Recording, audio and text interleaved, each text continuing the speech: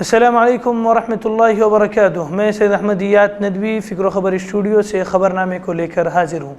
تفصیلی خبروں سے قبل ایک نظر سرخیوں پر۔ کتاب دوستی کے لیے ادارے ادبیات فعال بھٹکل کی بیداری مہم قابل ستائش اور قابل تقلید۔ بھٹکل 11 ہیبلے پنچایت ممبران کا واک آؤٹ، جانیے کیا ہے وجہ۔ جشن منانے سے زخم نہیں بھریں گے، کمزور اپوزیشن کا زوردار حملہ۔ اور جانیے عالمی خبروں میں امریکہ اور چین ایک بار پھر آمنے سامنے، کس ملک کو لے کر ہو رہا ہے جھگڑا، اور بھی مزید اہم خبریں دیکھیے گا میرے ساتھ۔ بڑھتے ہیں پہلی خبر کی طرف۔ پہلی خبر اپنے چمن سے ہے۔ آج کے اس دور میں جہاں ہر طرف کتاب دوستی کو لے کر علمی حلقہ بہت زیادہ متفکر ہے، وہیں اس خبر سے علمی حلقوں میں مایوسی کے چھائے ہوئے بادل کچھ چھٹتے نظر آ رہے ہیں۔ خبر بھٹکل کے ادارے ادبیات فعال سے ہے۔ ادارہ ادبیات فعال بھٹکل کے شعبہ کتب خانے کی طرف سے لاک ڈاؤن میں بچوں کی چھٹیوں کا صحیح طور پر استعمال ہو، اس کے لیے بچوں کے درمیان مطالعہ بیداری مہم کا انعقاد کیا گیا، جس میں 125 بچوں نے شرکت کی، جن میں 30 بچوں نے 100 سے زائد کتابوں کا مطالعہ کیا اور 20 بچوں نے 50 سے زائد کتابوں کا مطالعہ کر کے کتاب دوستی کا ثبوت دیا۔ اسکرین پر آپ ان کے اسماء دیکھ سکتے ہیں۔ 27 اگست کو رابطہ حال میں کاروان اطفال کے سالانہ جلسے میں ہندوستان کے معروف عالم دین مولانا عمیر الصدیق ندوی اور تلنگانہ اردو اکیڈمی کے ڈائریکٹر ڈاکٹر محمد غوث صاحب، نیز رسالہ روشن ستارے کے مدیر جناب سردار سلیم اور ڈاکٹر مختار احمد فروین کے ہاتھوں اول، دوم اور سوم آنے والوں کو انعامات سے نوازا گیا، اور 21 اکتوبر کو یعنی پرسوں جمعرات کو 100 سے زیادہ کتابیں پڑھنے والوں کے لیے مسجد سلطانی میں اعزازی پروگرام رکھا گیا تھا۔ اس موقع پر ادارہ ادبیات فعال کے جملہ ممبران اس پر مبارکباد کے مستحق ہیں۔ دوسری خبر بھٹکل سے ہیبلے پنچایت گرام علاقے کے مسائل کو حل کرنے میں عدم توجہی کا الزام عائد کرتے ہوئے گزشتہ روز پنچایت کے 11 ممبران نے میٹنگ سے واک آؤٹ کیا۔ ممبران کا الزام ہے کہ ہیبلے پنچایت میں عوام کے کئی ساری مسائل حل طلب ہیں، لیکن اس طرف کوئی توجہ نہیں دی جا رہی ہے۔ اخباری نمائندوں سے بات کرتے ہوئے ناراض ممبران کا کہنا تھا کہ 1/3 ممبران نے مسائل کی فہرست کے ساتھ پنچایت صدر کے نام درخواست دے کر خصوصی میٹنگ طلب کرنے کا مطالبہ کیا تھا، لیکن پنچایت صدر نے ان کے مطالبے کو نظر انداز کرتے ہوئے خصوصی میٹنگ طلب نہیں کی، بلکہ جنرل باڈی میٹنگ طلب کر لی، جس سے دل برداشتہ سبھی 11 ممبران نے میٹنگ سے واک آؤٹ کیا۔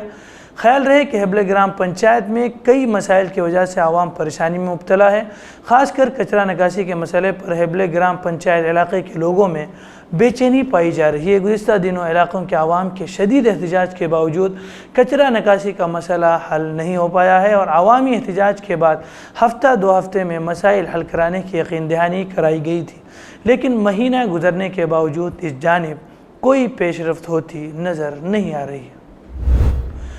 بڑھتے ہیں تیسری خبر کی طرف۔ گڑگاؤں کے سیکٹر A12 میں ایک ذاتی زمین پر پرامن طریقے سے نماز پڑھنے والے مسلمانوں کو ایک بھیڑ کا سامنا کرنا پڑا، جو مبینہ طور پر بجرنگ دل کے کارکنان پر مشتمل تھا۔ ہجوم نے جے شری رام کے نعرے لگائے، اس سے علاقے میں کشیدگی پیدا ہو گئی۔ نمازیوں کا کہنا ہے کہ نماز صرف مختص جگہوں پر ادا کی جا رہی ہے اور وہاں کوئی ٹریفک یا امن و امان کی صورتحال نہیں ہے۔ کچھ ناراض عناصر فرقہ وارانہ ہم آہنگی اور منوہر لال کھٹر کی حکومت کی سیکولر روح پر حملہ کرنے کی کوشش کر رہے ہیں۔ یہ کسی کے مذہب پر عمل کرنے کے حق کی خلاف ورزی ہے۔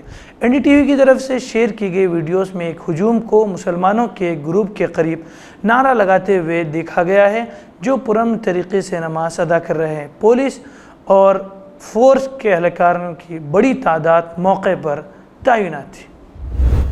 بڑھتے ہیں چوتھی خبر کی طرف۔ دہلی کی ساکیت عدالت نے سٹیزنشپ امینڈمنٹ ایکٹ CAA اور قومی شہریت رجسٹر یعنی NCR کے خلاف دہلی میں تحریک کے دوران اشتعال انگیز تقریر دینے کے الزام میں جواہر لال نہرو یونیورسٹی JNU کے طالب علم شرجیل امام کی ضمانت کی عرضی جمعے کو خارج کر دی۔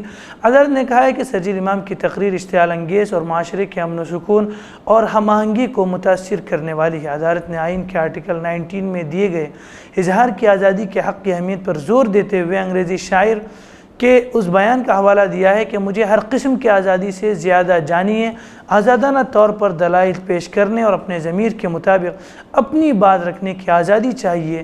جج نے اس حق کے ساتھ ساتھ سماجی ہم آہنگی کی اہمیت پر بھی زور دیا ہے۔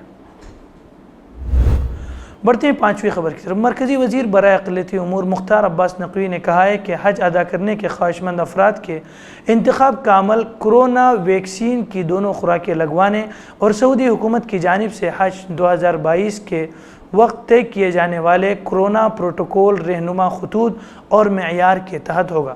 اس کا ضابطہ اعلان نومبر کے پہلے ہفتے میں کیا جائے گا۔ نقوی نے حج جائزہ اجلاس کی صدارت کرتے ہوئے کہا کہ حجاج کرام کو ڈیجیٹل ہیلتھ سہولت مکہ مدینہ میں قیام کرنے کی عمارت، ٹرانسپورٹ کی معلومات ہندوستان میں ہی فراہم کرنے والی اس کے بارے میں بھی انہوں نے متعارف کراتے ہوئے کہا ہے کہ ویسی سہولتیں بھی انہیں فراہم کی جائیں گی۔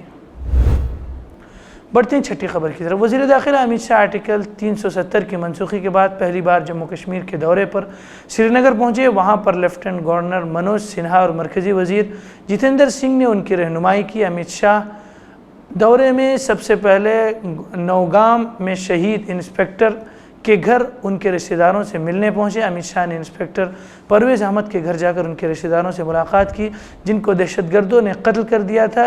جون میں نماز پڑھنے کے لیے مسجد جا رہے انسپکٹر کو دہشت گردوں نے قتل کر دیا تھا۔ جموں کشمیر میں بڑھتے دہشت گردی کے واقعات کے درمیان مرکزی وزیر داخلہ امت شاہ آج مرکز کے زیر کنٹرول علاقے کے 3 روزہ دورے پر ہیں۔ امت شاہ وزیر اعظم کے پیکیج کے تحت مختلف ترقیاتی پروجیکٹوں کے نفاذ میں پیش رفت کا بھی جائزہ لیں گے جو کہ وزیر اعظم کی طرف سے کیا جا رہا ہے۔ وہ کشمیر میں پنچایتی راج کے نمائندوں اور کچھ مرکزی سیاستدانوں سے بھی بات چیت کریں گے۔ یہ دورہ ایک ایسے وقت میں ہوا ہے جب کشمیر میں ٹارگٹ کلنگ کے کئی واقعات ہوئے ہیں۔ ساتویں خبر کی طرف۔ مرکز کے زیر انتظام خطہ جموں کشمیر میں گزشتہ کئی ایام سے نامعلوم افراد کی جانب سے غیر مقامی مزدوروں پر حملے کا سلسلہ جاری ہے جس کے باعث مزدور طبقے میں خوف و دہشت کا ماحول ہے اور غیر ریاستی مزدوروں کو محفوظ مقامات پر منتقل کیا جا رہا ہے۔ ضلع کولگام میں 2 غیر ریاستی مزدوروں پر نامعلوم بندوق برداروں نے حملہ کر دیا جس کے نتیجے میں 11 مزدور کے زخمی ہونے کی اطلاع ہے۔ زخمی مزدور کو بغرض علاج اسپتال میں داخل کیا گیا ہے۔ ادھر خطے کی مختلف سیاسی، سماجی اور مذہبی جماعتوں نے غیر مقامی مزدوروں پر ہو رہے حملوں کی سخت مذمت کی ہے۔ بڑھتے ہیں 8ویں خبر کی طرف۔ محکمہ موسمیات کی پیشگوئی کے عین مطابق وادی کشمیر کے میدانی علاقوں میں موسلادھار بارشوں اور بالائی علاقوں میں درمیانی درجے کی برف باری کا سلسلہ جمعے کی شام سے ہی شروع ہوا جس سے معمولات زندگی متاثر ہو کر رہ گئے۔ اگلے 24 گھنٹوں کے دوران موسمی صورتحال جوں کی تو رہنے کا امکان ہے۔ محکمہ موسمیات نے قریب 1 ہفتے قبل ہی ایک ایڈوائزری جاری کی تھی جس میں کسانوں کو سیب اتارنے اور فصل کٹائی کا کام جلد ہی مکمل کرنے کی تاکید کی گئی۔ وادی میں خراب موسمی حالات سے سردی میں نمایاں اضافہ درج ہوا ہے جس نے لوگوں میں روایتی لباس استعمال کرنا بھی شروع کر دیا ہے اور دفتروں اور دکانوں میں بھی گرمی کے لیے الیکٹرانک آلات کا استعمال بھی کیا جا رہا ہے۔ بڑھتے ہیں 9ویں خبر کی طرف۔ بہار میں اسمبلی کی 2 سیٹوں پر ہو رہے ضمنی انتخاب کے مابین راشٹریہ جنتا دل (RJD) زیر قیادت مہا گٹھ بندھن سے ناراض حلیف کانگریس نے آج واضح کر دیا ہے کہ آئندہ لوک سبھا انتخاب پارٹی سبھی سیٹوں پر تنہا لڑے گی۔ کانگریس کے بہار معاملوں کے انچارج بھگت چرن داس نے جمعے کو دہلی سے یہاں پہنچنے پر نامہ سے بات چیت میں کہا کہ اب RJD کے ساتھ کبھی کوئی اتحاد نہیں ہوگا۔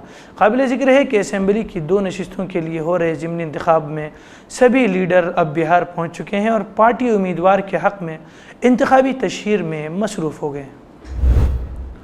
بڑھتے ہیں 10ویں خبر کی طرف۔ تقریباً 1 ارب 40 کروڑ آبادی اور چین کے بعد آبادی کے اعتبار سے دنیا کے دوسرے بڑے ملک بھارت میں 1 ارب سے زائد افراد کو کووڈ ویکسین کی کم از کم 1 خوراک دی جا چکی ہے۔ جمعرات 21 اکتوبر کو بھارت نے سنگ میل عبور کیا۔ اسی تناظر میں بھارتی وزیر اعظم نریندر مودی نے جمعے کو 22 اکتوبر کو قوم سے خطاب بھی کیا تھا۔